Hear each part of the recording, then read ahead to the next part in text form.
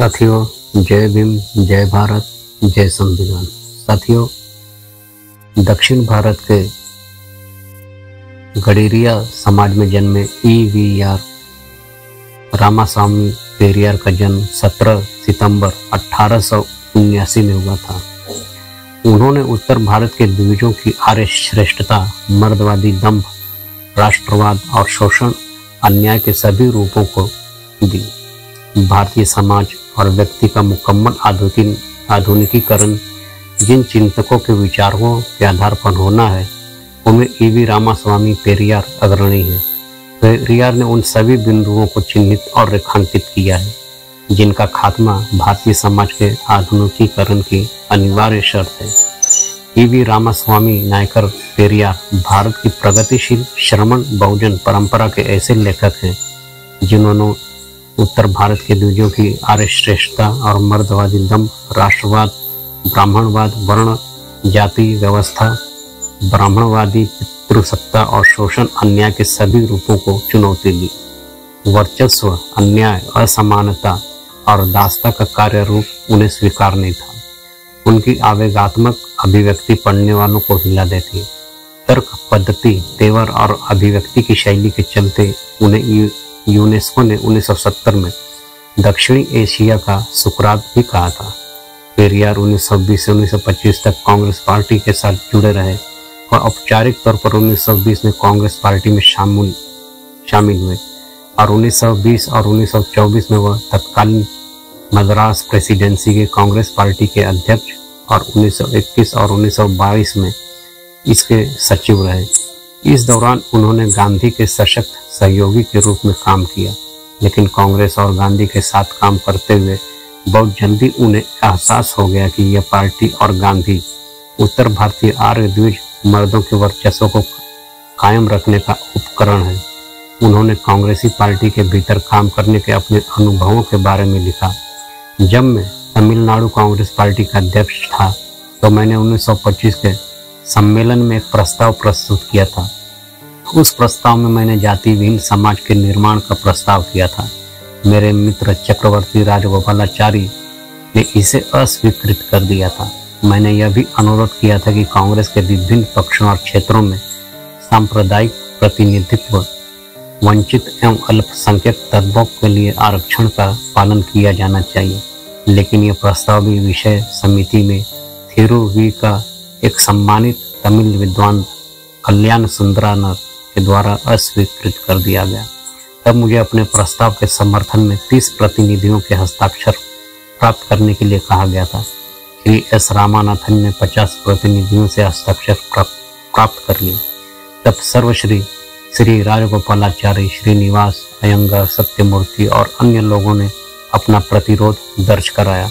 उन्हें डर था कि अगर मेरा प्रस्ताव स्वीकार कर दिया गया तो कांग्रेस खत्म हो जाएगी। बाद में प्रस्ताव थिरुवी का और डॉक्टर पी वरदराजुलू के द्वारा रोक दिया गया। ब्राह्मण बहुत खुश हुए। इतना ही नहीं, उन्होंने मुझे सम्मेलन में बोलने की इजाजत भी नहीं दी। पेरियार ने बाद में कांग्रेस के बारे में लिखा, कांग्रेस पार्टी से अकेले ब्राह्मण और धनी लोग ही लाभ उठा रहे हैं। यह आम आदमी, गरीब आदमी और श्रमिक वर्गों के लिए अच्छे काम नहीं करेगी। यह बात मैं काफी लंबे समय से कह रहा था। कांग्रेस के अध्यक्ष या सचिव के रूप में तमिलनाडु में ब्राह्मणवाद और ब्राह्मणों के वर्चस्व को तोड़ने की हर कोशिश को कांग्रेस पार्टी पर अपना वर्चस्व कायम रखने वाले द्विज मर्दों ने नाकाम कर दिया। इतना ही नहीं, गांधी ने स्पष्ट शब्दों में तमिलनाडु में सार्वजनिक तौर पर वर्ण व्यवस्था की महानता और ब्राह्मणों की श्रेष्ठता की घोषणा की। भीखू पारेख ने अपनी किताब colonialism, tradition and reform analysis of Gandhi political discourse में गांधी को उद्धृत करते हुए बताया कि गांधी ने कहा था, वर्णाश्रम धर्म अभिशाप नहीं है, बल्कि यह उन बुनियादों में से एक है जिन पर हिंदू धर्म टिका हुआ है, और यह वर्णाश्रम धर्म बताता है कि धरती पर जन्म लेने का इंसान का उद्देश्य क्या है। गांधी आगे कहते हैं, ब्राह्मण धर्म हिंदू और मानवता के सबसे खूबसूरत फूल है। वह आगे अपनी बात पर जोर देते हुए कहते हैं, मुझे इनके यानी ब्राह्मणों के लिए कुछ करने की जरूरत नहीं है। ये अपनी हिफाजत खुद ही अच्छी तरह से कैसे कर सकते। ये पहले भी बहुत सारे तूफानों का सामना कर चुके हैं। मुझे गैर ब्राह्मणों से सिर्फ इतना कहना है कि वे इन फूलों को यानी ब्राह्मणों को उनकी खुशबू और चमक के साथ रौन देने की कोशिश कर रहे हैं। पेरियार ने वामपंथियों के साथ मिलकर भी काम किया, लेकिन उन्होंने देखा कि वामपंथियों द्वारा जाति, पितृसत्ता और कर्ण धर्म के गठजोड़ की उपेक्षा की जा रही है। वामपंथियों की वर्ग की यांत्रिक यूरोपीय धारणा इतिहास की एक रेखीय आर्थिक व्याख्या और जाति, पितृसत्ता, धर्म, राष्ट्रवाद और वर्ग के गठजोड़ को समझ पाने में नाकामी के चलते पेरियार को उनसे भी अपना रास्ता अलग करना पड़ा। पेरियार ने भारत के वामपंथियों के बारे में लिखा, हमारे देश में साम्यवाद की जितनी भी बातें हो रही है वे बकवास है। वे जातिवाद की धृष्टता और प्रतिक्रियावादी गांधी के दुष्प्रचार के कुप्रभाव के प्रति चिंतित नहीं लगते। वे उस राजा जी के प्रति चिंतित नहीं है जिनकी चिंता सिर्फ यह है कि ब्राह्मण कैसे सुख से जीवित रहेंगे। वे उस कांग्रेस पार्टी के बारे में चिंतित नहीं है जो वर्णाश्रम धर्म को सही ठहराती है। बाद में पेरियार ने तमिलनाडु में गैर ब्राह्मणवाद की अगुवा जस्टिस पार्टी के साथ भी मिलकर काम किया। जस्टिस पार्टी की स्थापना सन 1916 में आधुनिक चेन्नई में हुई थी। तमिलनाडु में द्रविड़ आंदोलन की औपचारिक शुरुआत 1916 में तब हुई जब जस्टिस पार्टी ने गैर ब्राह्मण घोषणा पत्र जारी किया। ब्राह्मणवाद बनाम गैर ब्राह्मणवाद का संघर्ष ही इस घोषणा पत्र का मूल स्वर था।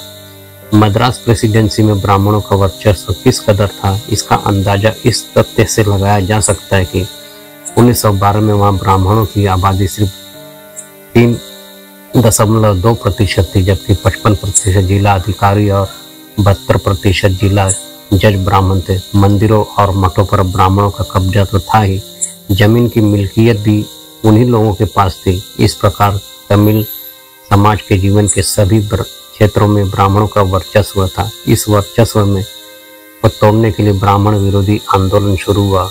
1915-1916 के आसपास मंझोली जातियों की ओर से CN मुलिया, TN नायर और OP त्यागराज चेट्टी ने जस्टिस आंदोलन की स्थापना की थी। इन मंझोली जातियों में तमिल, बल्लाल, मुदलियाल और चेट्टियार प्रमुख थे। इनके साथ ही इसमें तेलुगु, रेड्डी, कम्मा, बलीचा, नायडू और मलयाली नायर भी शामिल थे। 1920 में मोंटेक चेम्सफोर्ड सुधारों के अनुसार मद्रास प्रेसिडेंसी में एक द्विशासन प्रणाली बनाई गई, जिसमें प्रेसिडेंसी में चुनाव कराने के प्रावधान किए गए। इस चुनाव में जस्टिस पार्टी में भाग लिया और एक गैर ब्राह्मणों के नेतृत्व और प्रभुत्व वाली जस्टिस पार्टी सत्ता में आई। इस पार्टी के नेतृत्व में पहली बार तमिलनाडु में 1921 में सरकारी नौकरियों में गैर ब्राह्मणों के लिए आरक्षण लागू हुआ। लेकिन पेरियार ने देखा कि जस्टिस पार्टी तमिलनाडु में ब्राह्मणों के राजनीतिक वर्चस्व को तोड़कर गैर ब्राह्मणों के राजनीतिक वर्चस्व को तो कायम करना चाहती है, मगर वर्चस्व और अन्याय के अन्य रूपों के खिलाफ वह चुप रहती है। जबकि वह एक ऐसे क्रांतिकारी बदलाव के लिए संघर्ष कर रहे थे जिसमें वर्चस्व और अन्याय के सभी रूपों का खात्मा हो जाए और ऐसी दुनिया का निर्माण हो जहां किसी तरह का अन्याय और शोषण न हो। उन्होंने अपने आंदोलन को आत्मसम्मान आंदोलन, सेल्फ रिस्पेक्ट मूवमेंट नाम दिया। पेरियार ने अपनी पत्रिका खुदी आरसू में 20 अक्टूबर 1945 को लिखा कि देश में बहुत सारे आंदोलन चल रहे हैं। कांग्रेस पार्टी ब्रिटिश साम्राज्य के खिलाफ संघर्ष कर रही है, जस्टिस पार्टी ब्राह्मणों के राजनीतिक वर्चस्व के खिलाफ संघर्ष कर रही है आदि। द्रविड़ पार्टी उच्च जातियों हिंदुओं के वर्चस्व के खिलाफ संघर्ष कर रही है और वर्कर्स पार्टी पूंजीपतियों के वर्चस्व के खिलाफ संघर्ष कर रही है। इस तरह हर एक पार्टी का उद्देश्य वर्चस्व के किसी एक रूप का खात्मा करना है। लेकिन यदि कोई पार्टी वर्चस्व के सभी रूपों के खिलाफ एक साथ संघर्ष करता है तो वह आत्मसम्मान आंदोलन है। पेरियार भारत में चल रहे स्वराज आंदोलन के उद्देश्य के संदर्भ में प्रकाशित करते हैं। हम जोर शोर से स्वराज की बात कर रहे हैं। क्या स्वराज अब तमिलों के लिए है या उत्तर भारतीयों के लिए? क्या यह आपके लिए है या पूंजीवादियों के लिए? क्या स्वराज आपके लिए है या कला बाजारियों के लिए? क्या यह मजदूरों के लिए या उनका खून चूसने वालों के लिए? आप आत्मसम्मान आंदोलन के उद्देश्य को स्पष्ट करते हुए पेरियार लिखते हैं, आत्मसम्मान आंदोलन का मकसद उन ताकतों का पता लगाना है जो हमारी प्रगति में बाधक बनी हुई है। ये उन ताकतों का मुकाबला करेगी जो समाजवाद के खिलाफ काम करती है। यह समस्त धार्मिक प्रतिक्रियावादी ताकतों का विरोध करेगी। पेरियर का भविष्य की दुनिया का सपना मार्क्स एंगेल्स के साम्यवाद के सपने से मेल खाता है। अपने लेख भविष्य की दुनिया में अपने आदर्श समाज की परिकल्पना प्रस्तुत करते हुए उन्होंने तमिल पुस्तक इनी वारुम उल्लंघम में लिखा है, नए विश्व में किसी को कुछ भी चुराने या हड़पने की आवश्यकता ही नहीं पड़ेगी। पवित्र नदियों जैसे कि गंगा किनारे रहने वाले लोग उसके पानी की चोरी नहीं करेंगे। वे केवल उतना ही पानी लेंगे जितना उनके लिए आवश्यक है। भविष्य के उपयोग के लिए पानी को दूसरों से छिपा कर नहीं रखेंगे। यदि किसी के पास उसकी आवश्यकता की वस्तुएं प्रचुर मात्रा में होगी तो चोरी के बारे में सोचेगा। इस प्रकार किसी को झूठ बोलने, धोखा देने या मक्कारी करने की आवश्यकता नहीं पड़ेगी, क्योंकि उसे कोई प्राप्ति नहीं हो सकेगी। साथियों, ऐसे महान दृष्टिकोण रखने वाले, मानवीय दृष्टिकोण रखने वाले EVR रामास्वामी पेरियार नायकर को शत शत नमन।